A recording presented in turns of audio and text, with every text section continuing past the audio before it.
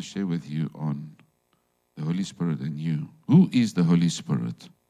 Who is the Holy Spirit? Matthew chapter 1, verse 18, New King James Version. It says, "Now the birth of Jesus Christ was as follows. After his mother Mary was betrothed to Joseph, before they came together, she was found with child of the Holy Spirit." So the Holy Spirit, if you see there, the Holy Spirit was the one that gave birth to the Lord Jesus Christ. You can write down, the Holy Spirit gave birth to Jesus Christ. Now, if we can determine who Jesus Christ is, then we'll know who the Holy Spirit is. Let's go to Hebrews chapter 1, verse 4, the Passion Translation.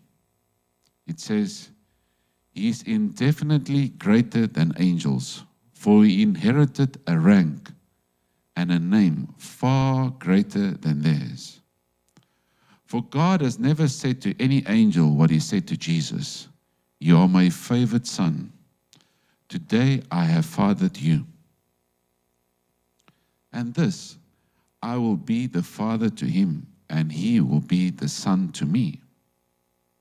And again, when he brought his firstborn son into the world, 'Let all my angels bow down before him and kiss him in worship.'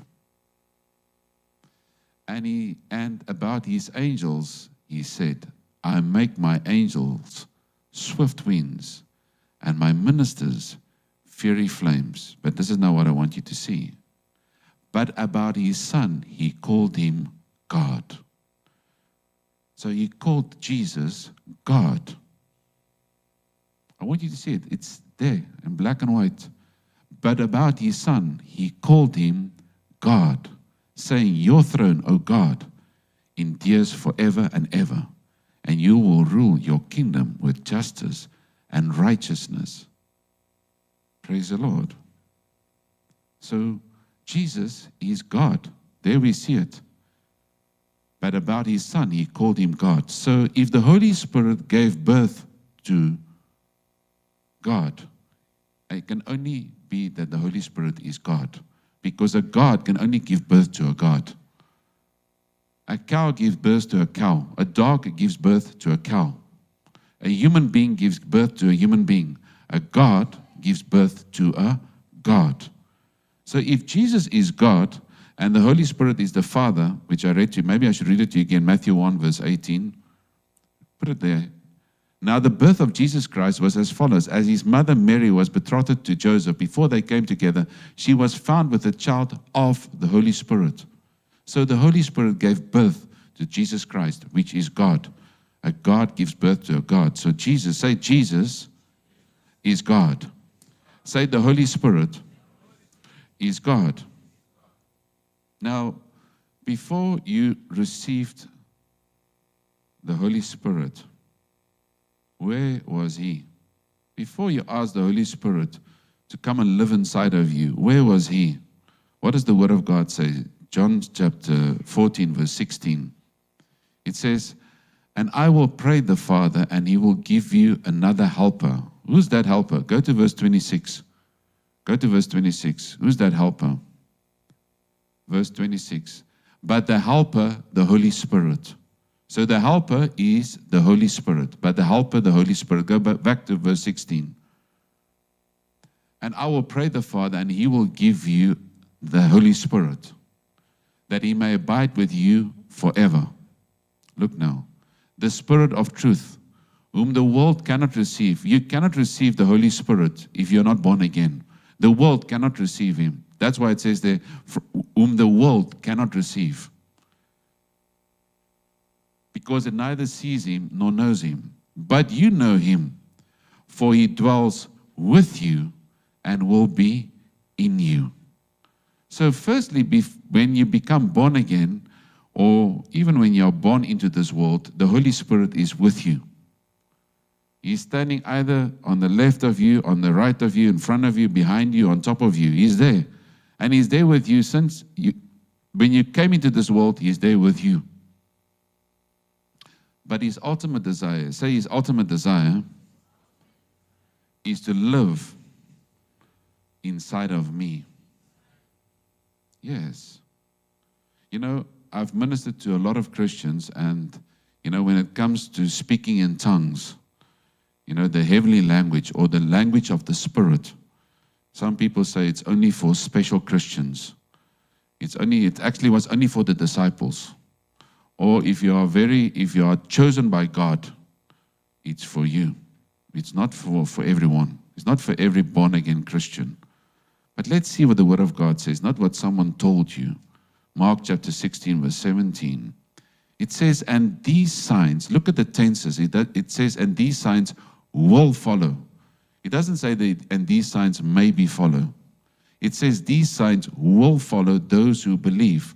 If you're a believer inside of here, let me see your hand. If you're a believer, that's all of you. You're a believer. So it says, and these signs will follow those who believe. In my name, they will cast out demons. And look at the tenses there. It says, they will speak with new tongues. Tongues is for everyone. If you're a believer, if you are born again, tongues is for you. Say, if I'm born again, tongues is for me. Now, one thing when it comes to Christians, many Christians believe that when they get born again, the Holy Spirit is inside of them. I've ministered to a lot of people. Sometimes they will tell you, the day I got born again, I have the Holy Spirit inside of me. Why must I receive Him now? Let's look what the Word of God says. Acts chapter 8, verse 14, CEV. It says, the apostles in Jerusalem heard about some people in Samaria had accepted God's message, and they sent Peter and John. When the two apostles arrived, they prayed that these people would be given the Holy Spirit. Because why? They got born again, but they have not received the Holy Spirit yet. Before this, the Holy Spirit had not yet been given to any of them. It doesn't say salvation has not been given to them. It says the Holy Spirit had not been given to any of them, though some of them had been baptized in the name of the Lord Jesus. So many of them got born again, but the Holy Spirit was not given to them. Peter and John then placed their hands on everyone who had faith in the Lord, and they were given the Holy Spirit. So the day you got born again, the Holy Spirit is not inside of you. He's still either on the left, on the right, in front of you, behind you, on top of you. Then when someone I'll get to that, how to receive Him. But what I wanted to tell you there is you don't have the Holy Spirit the day you got born again. And I'll also tell you what is the evidence of knowing that you have the Holy Spirit. Because many Christians, when you also speak to them and you minister to them, they say to you, I have the Holy Spirit. There's an evidence that you will know if the person has the Holy Spirit. I'll show you from the Word.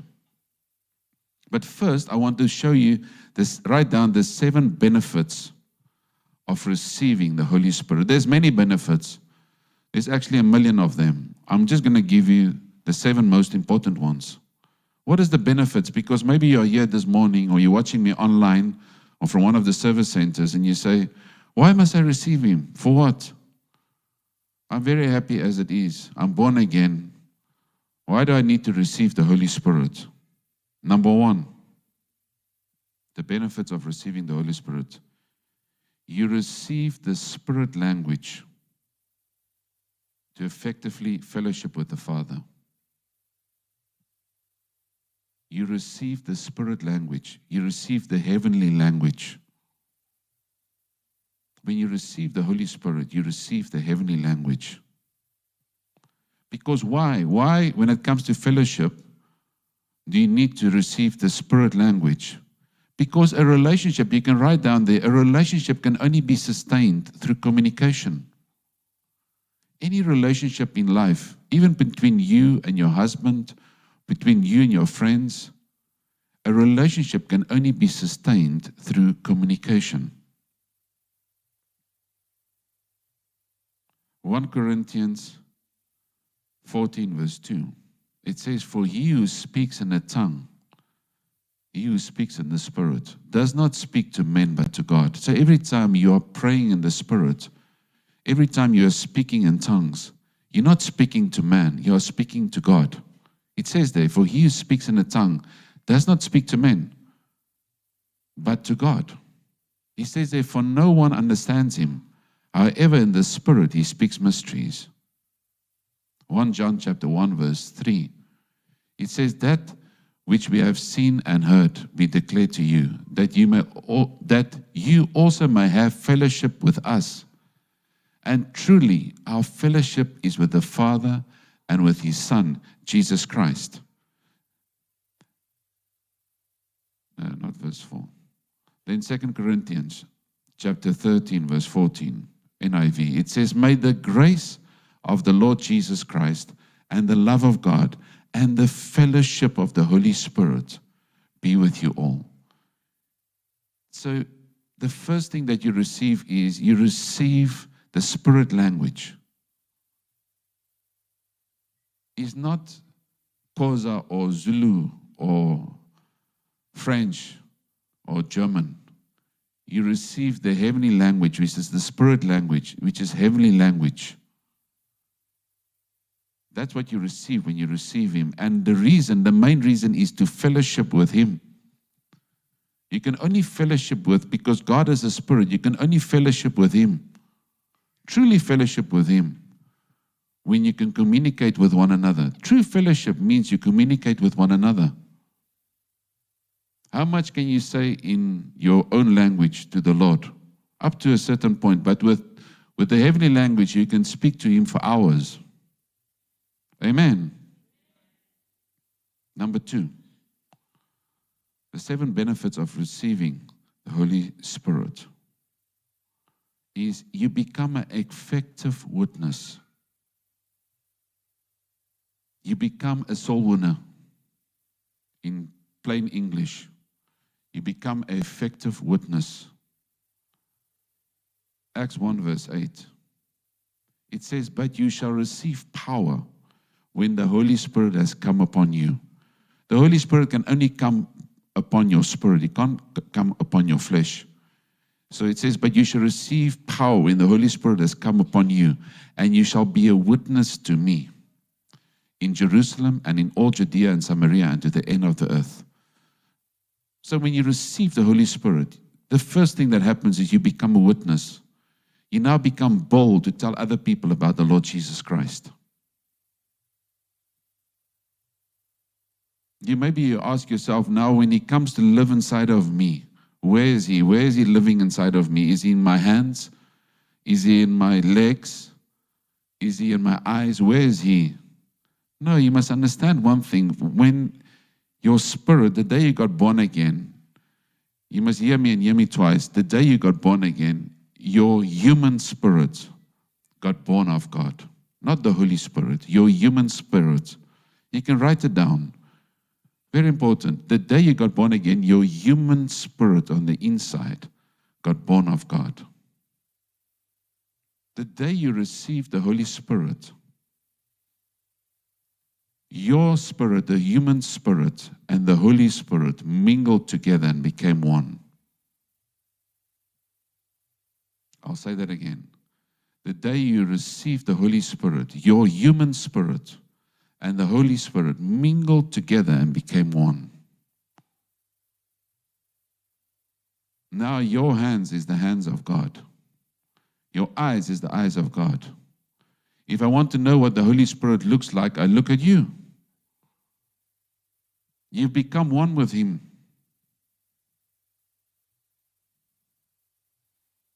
Number 3. 7 benefits of receiving the Holy Spirit. You can change any situation with him. You can change any challenge with him. Any challenge, you can change it with the Holy Spirit. James chapter 5 verse 16, Amplified Classic. Confess to one another, therefore, your faults, your slips, your false steps, your offenses, your sins, and pray also for one another that you may be healed and restored to a spiritual tone of mind and heart. The earnest, this is what I want you to see. The earnest, heartfelt, continued prayer of a righteous man makes tremendous power available, dynamic in its working. So every time you are speaking in tongues, you make tremendous power. That power means dunamis. It's a dynamic ability to cause change. That word, power there, tremendous power, the word power there means dunamis, dynamic ability to cause changes. It says the earnest, heartfelt, continued prayer. You don't stop praying.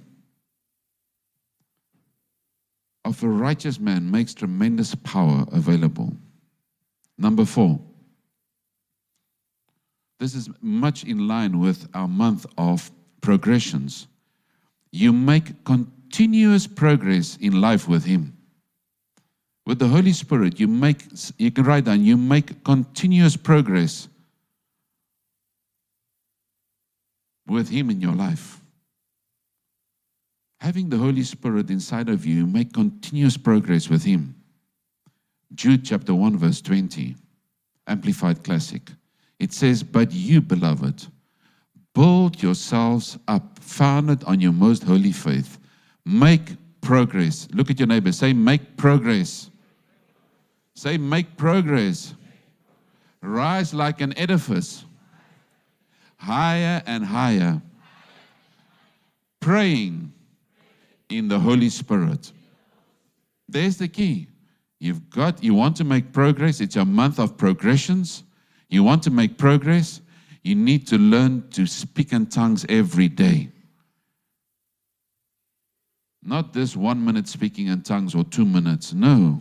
Take quality time. We are praying. You can pray every Monday to Friday with me from 6:15 till 6:45 in the morning. You can pray with me. We've got our UCOS prayer times at 12 noon with Pastor Chris. You can pray for 12 noon for 15 minutes with Pastor Chris, or 10 p.m. in the evenings on Mondays, Wednesdays, and Fridays. Yes, very, very important. Number 5, benefits of receiving the Holy Spirit. He guides you in all truth. When you receive Him, He guides you in all truth. John chapter 16, verse 13, NIV, it says, but when He, the Spirit of truth, comes, He will guide you into all the truth. He will not speak of His own. He will speak only what He hears, and He will tell you what is yet to come. He will glorify me because it's from me that He will receive what He will make known to you. All that belongs to the Father is mine. And that is why I say the Spirit will receive from me what He will make known to you. So He will guide you. Say, He will guide me into all truth. Now, number 6 is a very important one. This is a very, very important one. It's the benefits of receiving the Holy Spirit. Number 6 is very important. When you receive Him, you become Him. When you receive Him, you become Him. John chapter 14, verse 16, Amplified. And I will ask the Father, and He will give you another comforter. That's now the Holy Spirit. There's the word counselor, helper, intercessor, advocate, strengthener, and standby, that He may remain with you forever. Leave it there. No, go back there. Leave it there. Many times as Christians, you pray for help. You say, Lord, help me. You have the Holy Spirit. What you don't know is the helper is now living inside of you. So it's a baby prayer to pray, Lord, help me. You've become the helper because the helper is living inside of you. The intercessor is now inside of you. The strengthener is now inside of you. So when you show up, help shows up.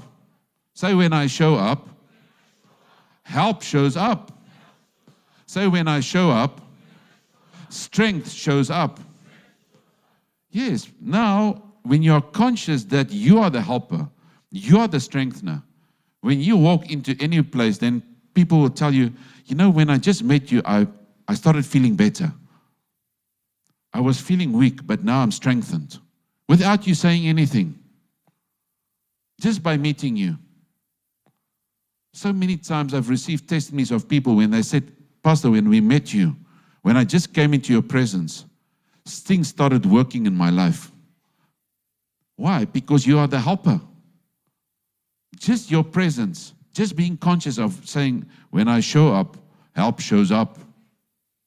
When I show up, comfort shows up. Very important. You need to be conscious. Say, I need to be conscious that I have the Holy Spirit, that I have God in His fullness inside of me. And then number seven, benefits of receiving the Holy Spirit. You now become a miracle worker. You now become a miracle worker. With Him in you. You now can start performing miracles. When you have the Holy Spirit inside of you, you can now start. Say, I can start performing miracles. Say, I can bring water out of the rock.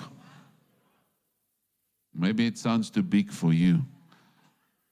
Maybe for some of you say, yeah, Pastor, that's very big what you're telling me now. I'll show you from the Word. Romans 8 verse 11, NIV. And if the Spirit of Him who raised Jesus from the dead is living in you, He who raised Christ from the dead will also give life to your mortal bodies because of His Spirit who lives in you. Can we put that in New King James? Have you got it in New King James? Put that into New King James. Romans 8 verse 11. If you can give it to New King James. But if the Spirit of Him who raised Jesus from the dead dwells in you, He who raised Christ from the dead will also give life to your mortal bodies through His Spirit who dwells in you. That same Spirit, say that same Spirit that raised Jesus from the dead dwells inside of me. What bigger motivation do you need than that? That same Spirit, not a different one, the same Spirit. Say the same Spirit that raised Jesus from the dead dwells inside of me. Lift up your hands to heaven. Lift up, just speak in tongues. Kirabo sokora babonda ba. Rikinda babonda barida barabo sokora baha. Rabonda barida barabotora bosora barida barabotora ba karabarabo korabe. Put down your hands. John chapter 14 verse 23. CEV. Jesus replied, if anyone loves me, they will obey me. Listen to this now. Then my Father will love them, and we will come to them and live in them. God says He will come and live in you. How does He come to live in you? When you receive the Holy Spirit. When you receive the Holy Spirit, He comes to live inside of you. Maybe you're not convinced yet about being the miracle worker. This one will now convince you. John 14 verse 12, Passion Translation. I tell you this timeless truth. Say, I tell you this timeless truth. Look at this now. The person who follows me in faith, believing in me, will do the same mighty miracles that I do. It says the same ones, not different. It says the same will do the same mighty miracles that I do. And look at that now. Even greater miracles than these, because I go to be with my Father. I know some of you say, hi, I've never seen this verse before. It's there. I tell you this timeless truth. The person who follows me in faith, believing in me, will do the same mighty miracles that I do, even greater miracles than these, because I go to be with my Father. Say, I'm a miracle worker. Say, I do greater miracles every day. Now, how do I receive Him? This Holy Spirit, you're here this morning, you want to say, Pastor, how do I receive Him? How do I receive the Holy Spirit? Luke 11 verse 13. It says, if you then, being evil, know how to give good gifts to your children, how much more will your Heavenly Father give the Holy Spirit to those who ask Him? All you need to do is ask. Once you are born again, all you need to do is ask. Maybe you're asking yourself now, but how does He come into me? This Holy Spirit, how does He come into me? You know, people has got many questions when it comes to the Spirit. From Acts 10 verse 44. First way of how He comes into you. While Peter was still speaking these words, the Holy Spirit fell upon all those who heard the word. So the first way you can receive the Holy Spirit, how He comes into you, is He falls on you. He just mingles together with your spirit. He doesn't fall on your mind or on your flesh or on your arm. It's different with everyone. Some people say, must I start shaking? Must my legs start vibrating? Must I fall over? Then I know I've received Him. No. It's different with every person. It says there, while Peter was still speaking these words, the Holy Spirit fell upon all those who heard the word. Go to Acts. That's the first way you can receive Him, for Him to come into you. Acts 19 verse 6. And when Paul had laid hands on them, the Holy Spirit came upon them. So firstly, He can fall on you. Secondly, when someone now lays hands on you, He can come upon you. And they spoke with tongues and prophesied. Now, what is the evidence? Keep that verse on there. What is the evidence that you know that the Holy Spirit is inside of you? What is the evidence? You know, some people want to say, I have the Holy Spirit when I got born again. How do you know you have the Holy Spirit? It's there. It's there in that verse. Acts chapter 19 verse 6. When Paul had laid hands on them, the Holy Spirit came upon them. It's not full stop. It's and. And they spoke with tongues and prophesied. So the evidence of knowing that the Holy Spirit is living inside of you is you'll speak in tongues. It's there. When Paul had laid hands on them, the Holy Spirit came upon them, and they spoke with tongues and prophesied.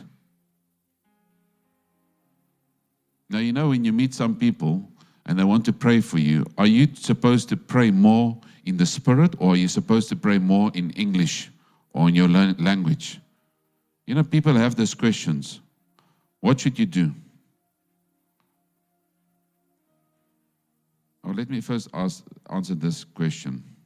Are you supposed to understand what you are saying in the Spirit? When you are praying, are you supposed to understand when you are speaking in tongues? 1 Corinthians 14 verse 14. No? 1 Corinthians 14 verse 14. Not 14 verse 2.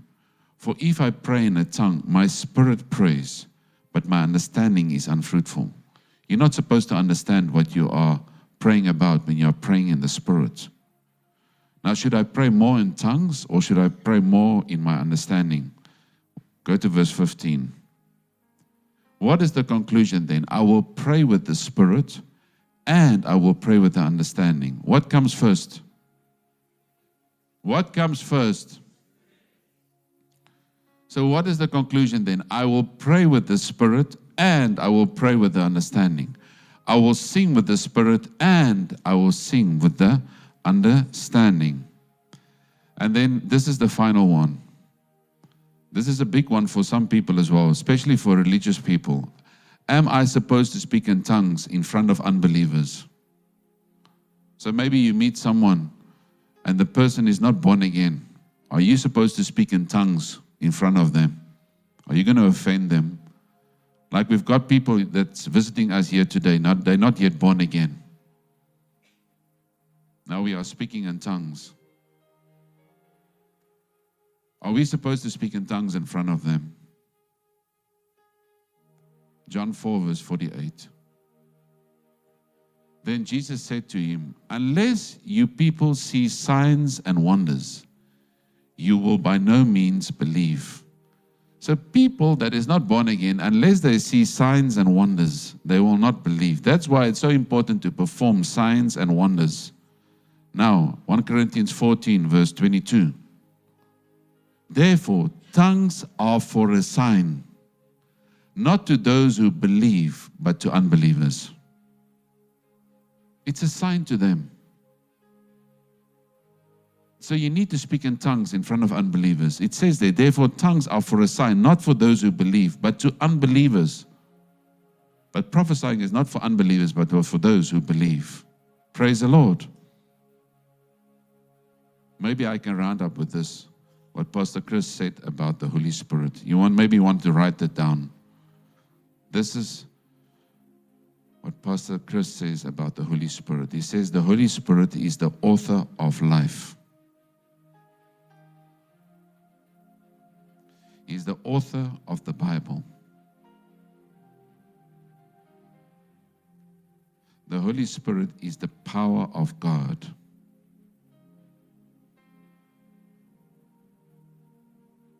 He carries out the acts of God.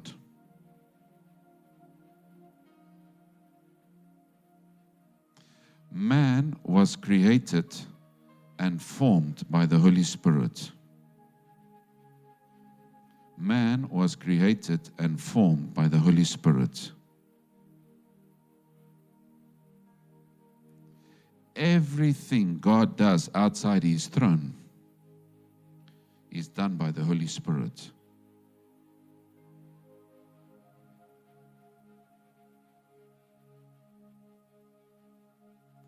Nothing works without the Holy Spirit. Very important. Nothing works without the Holy Spirit.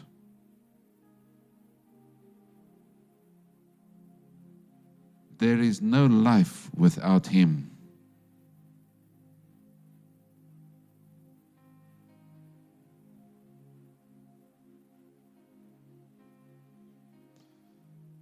Write down the Holy Spirit in your life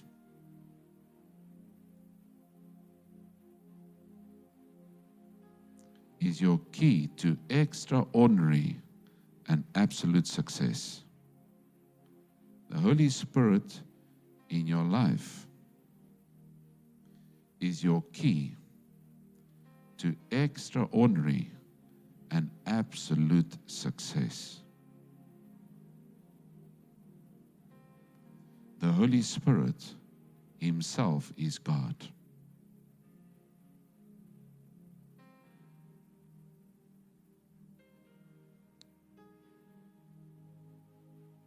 The Holy Spirit is the author of life. He's the author of the Bible. The Holy Spirit is the power of God. He carries out the acts of God. Man was created and formed by the Holy Spirit. Everything God does outside of His throne is done by the Holy Spirit. Nothing works without the Holy Spirit. There's no life without Him. The Holy Spirit in your life is the key to an extraordinary and absolute success. The Holy Spirit Himself is God. Lift up your hands to heaven and just thank Him in your own words. Thank Him. Thank Him. Thank the Holy Spirit. Thank Him for His kindness. Thank Him for His love. Go ahead now and thank Him. Zakoraba kora barina barabo toraba. Robonda barida barabo shokora babonda barida barabaha. Robonda babonda barida barabo torabo sokora baha. Rikinda barobo torabo sokora babonda baradida baraba. Robonda barida barabo torabo sokora babonda barina barabo tarabaha. In the mighty name of our Lord Jesus Christ, while every eye is closed, every head is bowed, if you're here today and you haven't accepted Jesus Christ as your personal Lord and Savior, you know you're not yet born again. The time is today. The time for salvation is now. The Word of God says in the book of Romans chapter 10 verse 9 that if you confess with your mouth the Lord Jesus and believe in your heart that God has raised him from the dead, you will be saved. So from wherever you're watching me right now, online, one of the service centers, yes, or you're here on site, I want you to repeat these words after me and mean them with all of your heart. Now say after me, say, Father, I come to you in the name of our Lord Jesus Christ. Say, Father, your word says, whosoever shall call on the name of the Lord shall be saved. Say, I confess with my mouth that Jesus Christ is Lord of my life. And I believe in my heart that God raised him from the dead. Say, I'm born again. I'm saved. I'm a new creation. In Jesus' name, amen. Put your hands together for them.